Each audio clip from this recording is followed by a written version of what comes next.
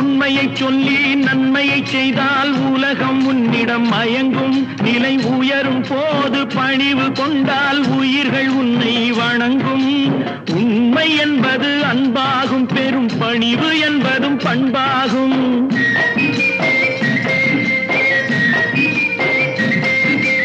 உண்மை என்பது அன்பாகும், பெரும் பணிவு என்பது பண்பாகும். இந்த 4 கட்டளை அறிந்த மனதில் எல்லா நன்மையும் உண்டாகும், எல்லா நன்மையும் உண்டாகும்.